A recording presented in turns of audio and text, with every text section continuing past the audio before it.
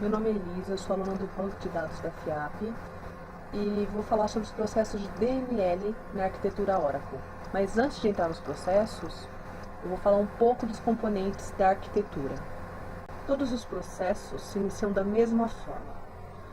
Ao iniciar uma ferramenta ou uma aplicação no Oracle, ela é executada como processo do usuário. O processo do usuário se conecta ao processo do servidor e o processo do servidor se conecta à instância. A cada processo aberto, eu aloco uma PGA, que é uma Program Global Area. Essa PGA é uma região de memória que contém os dados e as informações de controle de um único processo do servidor, ou de um processo de segundo plano. A PGA é alocada quando um processo é criado e desalocada quando o processo é encerrado. Uma instância Oracle é a combinação dos processos de segundo plano com estruturas de memória.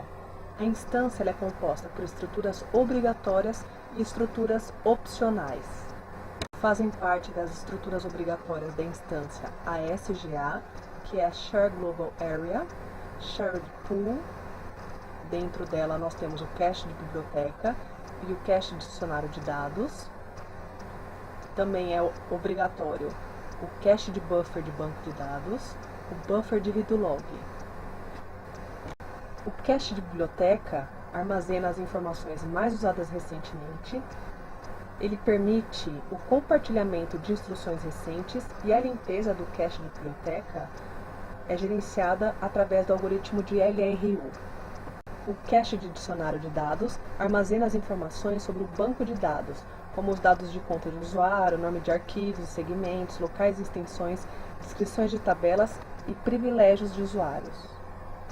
O cache de buffer de banco de dados, ele armazena cópias de bloco de dados provenientes do banco de dados físico. Isso possibilita um ganho significativo no desempenho e é gerenciado também pelo algoritmo de LRU.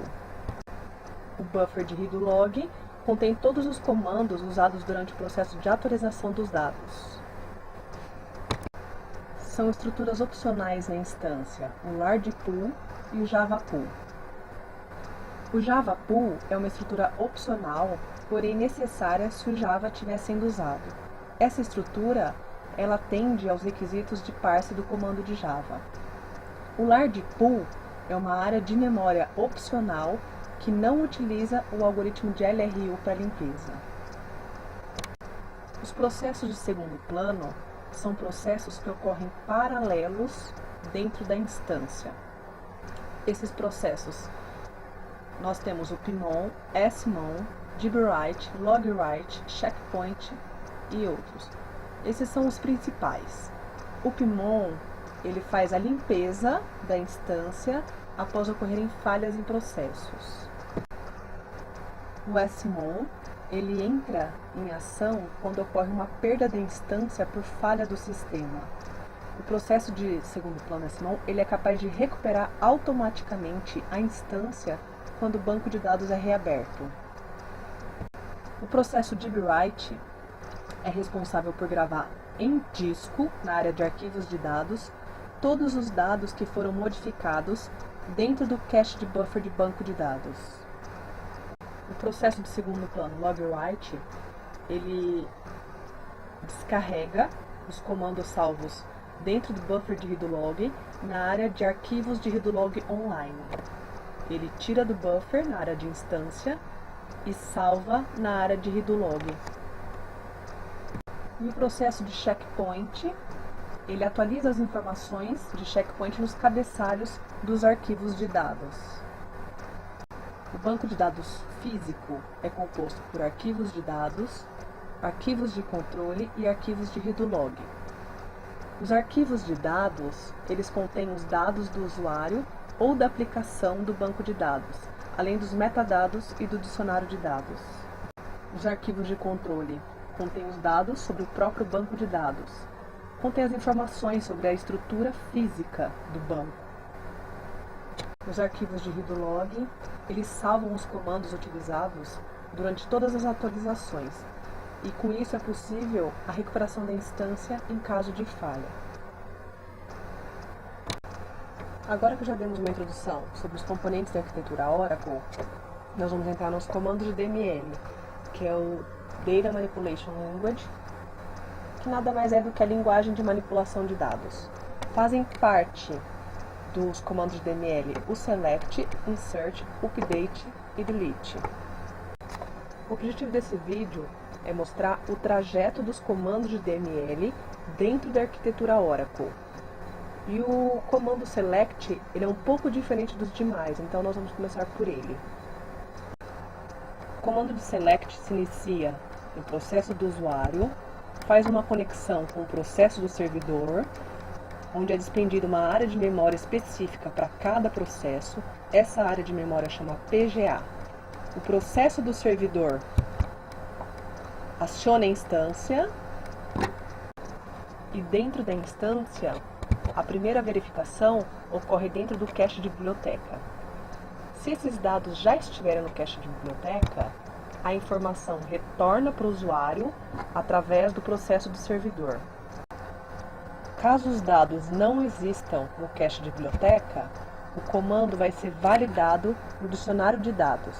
Depois de validar a existência das linhas e colunas solicitadas no Select, a busca vai ser realizada no cache de buffer de banco de dados. Se os dados já estiverem no cache de buffer de banco de dados, a informação retorna para o usuário através do processo do servidor. Se os dados não estiverem no cache de buffer de banco de dados, o processo paralelo DBWrite localiza as informações dentro do arquivo de dados no banco físico, gera uma cópia, disponibiliza dentro do cache de buffer de banco de dados. E de lá, a informação segue para o usuário através do processo do servidor. E com isso nós temos o fim do Select. Comando Insert. Como já foi dito, todos os processos se iniciam da mesma forma. Através do processo do usuário, que faz uma conexão com o processo do servidor. Nesse momento é desprendida uma área de memória específica para cada processo, que é a PGA. O processo do servidor aciona a instância e a primeira verificação ocorre dentro do cache de biblioteca. Se as informações já estiverem aqui, a informação retorna para o usuário através do processo do servidor. Se os dados não estiverem no cache de biblioteca, o comando vai ser validado no cache de dicionário de dados. Se forem válidos, a inserção poderá ser feita no cache de buffer de banco de dados. Antes de iniciar a inserção, o sistema mantém dois blocos de dados. O primeiro, um bloco limpo, é armazenado dentro da área de undo. O segundo, um bloco sujo, que contém as informações que estão sendo alteradas, eles ficam dentro do cache de banco de dados. Seguindo o processo de insert, enquanto o usuário digita os dados no buffer de banco de dados, os comandos digitados são alocados na área de memória buffer de redo log. O buffer de redo log aguarda até que aconteça alguma dessas condições. O usuário digite commit, os dados ocupem 1/3 do espaço total, 1 MB de dados ou 3 segundos. Quando acontece alguma dessas situações, o processo paralelo logwrite descarrega as informações dentro da área de redo log em disco. Posteriormente, o processo paralelo dbwrite salva os dados do cache de buffer de banco de dados dentro da área de arquivos de dados em disco. E com isso nós temos o fim do processo insert. Vou falar agora sobre o trajeto do comando update. Ele se inicia através do processo do usuário, que faz uma conexão com o processo do servidor, onde é desprendida uma área de memória única para cada processo. O processo do servidor aciona a instância. A primeira verificação ocorre dentro do cache de biblioteca. Em seguida, é validado dentro do dicionário de dados. Depois de validado, o processo segue para o cache de buffer de banco de dados. E antes de iniciar o update, o sistema cria dois blocos. Um bloco limpo na área de undo e um bloco sujo, que vai ser modificado dentro da área de buffer de banco de dados. Blocos criados seguem o processo de update. Enquanto o usuário digita os dados dentro do cache de buffer de banco de dados, os comandos utilizados são salvos dentro da área de redo log. Ele aguarda, o buffer de redo log aguarda as mesmas situações do comando anterior, até que o usuário digite commit, 1/3 do espaço total ocupado, 1 megabyte de dados ou 3 segundos. Depois de qualquer uma dessas situações, o processo paralelo de log-write descarrega as informações dentro dos arquivos de read log em disco. Depois disso, o processo paralelo de write descarrega os dados que foram atualizados dentro do buffer de banco de dados na área de arquivos de dados do banco de dados físico. E assim encerramos o processo update. E por último nós temos o comando delete. O processo se inicia e se concretiza exatamente com o processo de update. Começamos pelo processo do usuário, que faz uma conexão com o processo do servidor, onde é alocada uma hora de memória específica para cada processo. O processo do servidor faz a conexão com a instância e de lá a primeira verificação é feita dentro do cache de biblioteca. Em seguida, o comando é validado no cache de dicionário de dados e, se forem válidos, ele segue para o cache de buffer de banco de dados. Antes de iniciar o processo, o sistema cria 2 blocos de dados. Um bloco limpo, que vai ser preservado dentro da área de undo, e um bloco sujo, onde ficam as alterações, onde vão ficar os dados que estão sendo modificados. Blocos criados, segue o processo. Enquanto o usuário digita os dados dentro do buffer de banco de dados, automaticamente os comandos ficam armazenados na área de buffer de read log. O buffer de read log aguarda o commit, ou que os dados ocupem 1/3 do espaço total, 1 megabyte de dados, ou 3 segundos. Depois disso, o processo paralelo log-write descarrega as informações do buffer dentro da área de arquivos de read log online, no banco de dados físico. E depois disso, o processo paralelo de write descarrega os dados já alterados dentro do arquivos de dados e salva essas informações que foram deletadas.